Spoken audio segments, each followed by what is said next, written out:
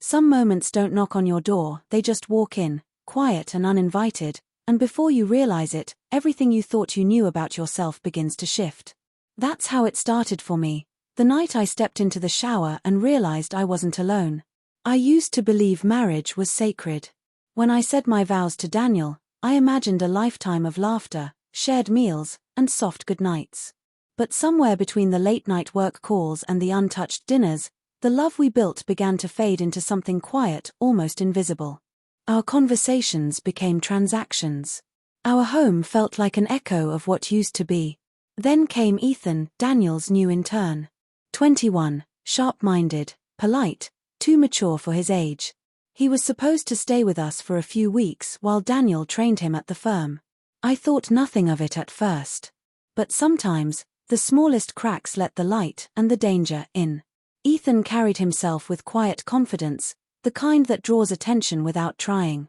He'd linger in doorways, smile when I least expected it, and offer to help with anything, groceries, the garden, fixing things around the house. It was innocent, at least that's what I told myself. But there was something in the way his eyes found mine, steady, unflinching. It wasn't about youth or temptation. It was about being seen. After years of feeling invisible, I suddenly felt noticed again. One evening, Daniel called to say he'd be working late again. I poured a glass of wine, turned on some soft music, and tried to convince myself I was fine. But the silence of that big house had a way of making loneliness feel heavier. I heard the shower running upstairs. Ethan must have come back from his evening run. I thought nothing of it until the power flickered, then came back on with a low hum. I went to check the breaker, and that's when I saw him. The bathroom door was slightly ajar, steam curling out like breath.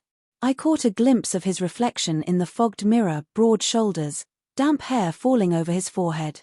My heart stuttered. I turned away quickly, embarrassed by the thought that had dared to cross my mind. Then I heard his voice behind me. "You okay?" I froze. He stood in the doorway now, a towel around his waist, droplets sliding down his neck. There was nothing indecent, but something about the air between us changed. Heavy. Charged. "Just checking the breaker," I said, my voice softer than I intended. He smiled, "Just a hint. Daniel mentioned the wiring's old. I can help if you want." I nodded, pretending to be composed, though my pulse told a different story.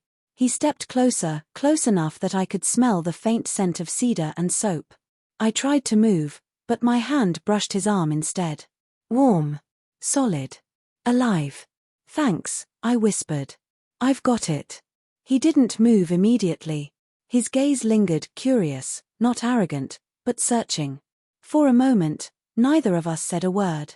The hum of the house filled the silence between heartbeats. That night, I couldn't sleep.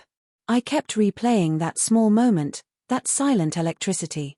I hated how much space it took up in my mind.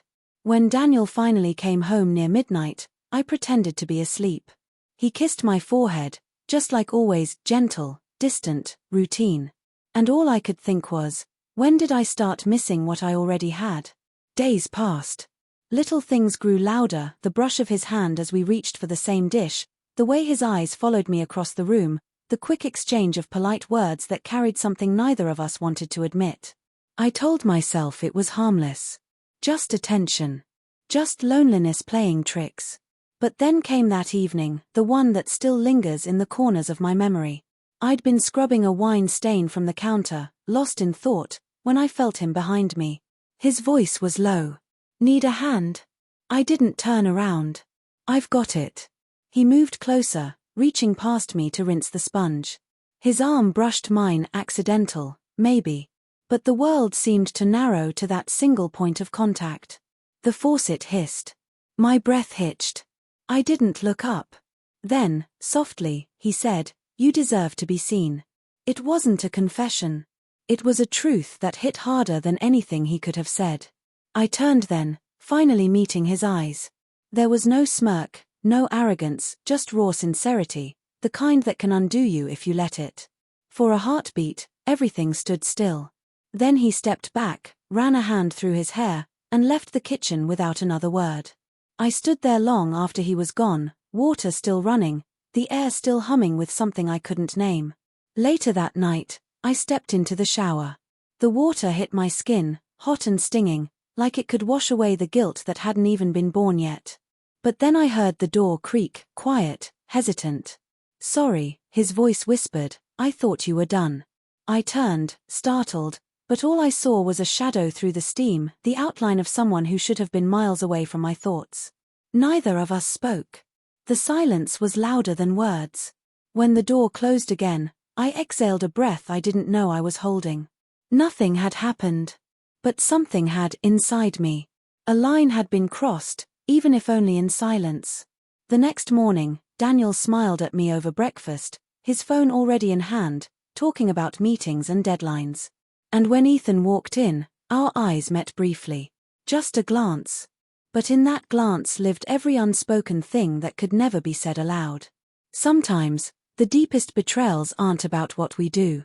They're about what we almost do and can never forget.